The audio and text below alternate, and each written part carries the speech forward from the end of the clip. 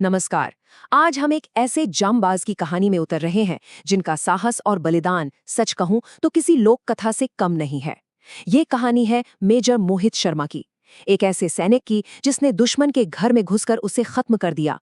तो चलिए चलते हैं मार्च 2004 में। जगह है कश्मीर का शोपियां। चारों तरफ बर्फ से ढकी पहाड़ियां हैं और उन्हीं के बीच में एक छोटा सा केबिन। आप सोचिए वहां हवा में कितना ज्यादा तनाव होगा। उस केबिन के अंदर हिजबुल मुजाहिदीन के दो सबसे खतरनाक कमांडर बैठे हैं और उनके साथ है एक नया रिक्रूट जो सिर्फ 2 हफ्ते पहले ही उनके साथ शामिल हुआ है। लेकिन उसकी अजीब सी शांति उन्हें बेचैन कर रही है। कुछ तो गड़बड़ है। सब कहवा पी रहे हैं, लेकिन खामोशी बहुत तनावपूर्ण है।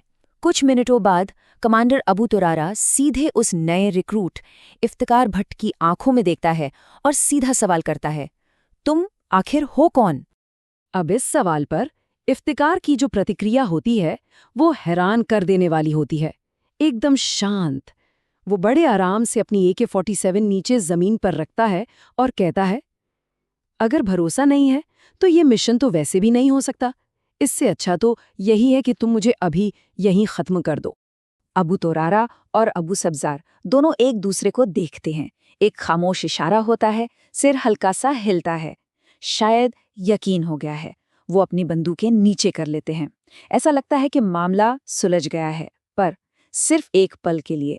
और अगले ही पल बिजली की तेजी से इफ्तिकार अपने कपड़ों में छिपी 9mm की पिस्तौल निकालता है।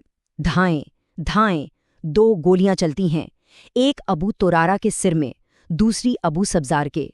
दोनों कमांडर वहीं ढेर। खेल खत्म। तो ये कोई आपसी गैंगवार नहीं थी। ये था भारतीय सेना का एक बेहद साहसी, एक बहुत ही खतरनाक अंडरकवर ऑपरेशन। क्योंकि इफ्तिखार भट्ट कोई आतंकवादी नहीं था, वो थे भारतीय सेना की सबसे खतरनाक यूनिट 1 पैरा स्पेशल फोर्सेस के एक कमांडो मेजर मोहित शर्मा। तो चलिए जानते हैं कौन थे ये नकाब के पीछे के असली इंसान। मोहित शर्मा की कहानी शुरू से ही उम्मीदों और जुनून के बीच की एक जंग थी। परिवार चाहता था कि वो इंजीनियर बने, दाखिला भी करा दिया, लेकिन मोहित का दिल तो कहीं और था, देश की सेवा में। तो उन्होंने चुपके से नेशनल डिफेंस एकेडमी की तैयारी की और उसे पास भी कर लिया। और उनका जो डिटर्मिनेशन था वो तो बस कमाल का था। शुरू में उनका वजन कम था, तो आर्मी के मेडिकल रिक्वायरमेंट्स को पूरा करने के लिए क्या किया उन्होंने, अपनी माँ की मदद से सिर्फ 4 हफ्तों में पूरे 8 किलो वजन बढ़ाया। मतलब जो ठान लिया वो करके ही छोड़ा। लेकिन मोहित शर्मा सिर्फ एक फौजी नहीं थे, वो बहुत कुछ थे। NDA में वो एक चैंपियन बॉक्सर थे। लेकिन उनके अंदर एक कलाकार भी था। वो गिटार, माउथ ऑर्गन और सिंथेसाइजर भी कमाल का बजाते थे। अनुशासन और कला का एक बहुत ही अनोखा संगम थे वो।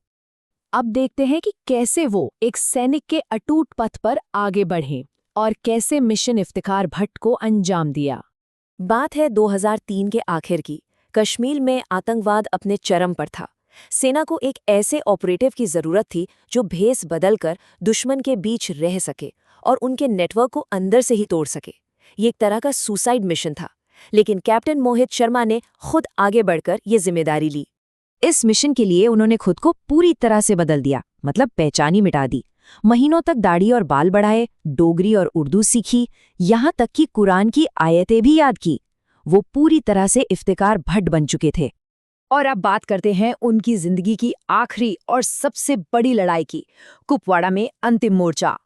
21 मार्च 2009 एक खुफिया जानकारी मिलने पर मेजर शर्मा अपनी टीम को कुपवाड़ा के घने जंगलों में ले गए। लेकिन वहां वो एक जाल में फंस गए। आतंकवादियों ने 3 तरफ से उन पर हमला कर दिया। जब उनके एक साथी ने उनसे कवर लेने को कहा तो मेजर शर्मा ने साफ मना कर दिया। वो जानते थे कि अगर वो डटे रहे तो उनकी टीम को सुरक्षित जगह पर जाने का मौका मिल जाएगा। उनके आखिरी शब्द थे, पहले तुम जाओ, मैं बाद में आऊंगा। एक गोली उनके हाथ में लगी, लेकिन वो लड़ते रहे। जब उनका गनर घायल हुआ तो उन्होंने खुद मशीन गन संभाल ली। अकेले 4 आतंकवादियों को मार गिराया और 2 साथियों को बचाते हुए उन्हें एक जानलेवा घाव लगा। लेकिन तब भी, बुरी तरह घायल होने के बाद भी, वो अपनी आखिरी सांस तक अपनी टीम को निर्देश देते रहे। एक राष्ट्र नायक की विरासत जो वो अपने पीछे छोड़ गए। ये मुठभेड़ पूरे 5 दिनों तक चली। 17 आतंकवादी मारे गए, लेकिन इस जीत की कीमत बहुत बड़ी थी। मेजर शर्मा समेत 8 बहादुर भारतीय सैनिकों ने अपनी जान दे दी।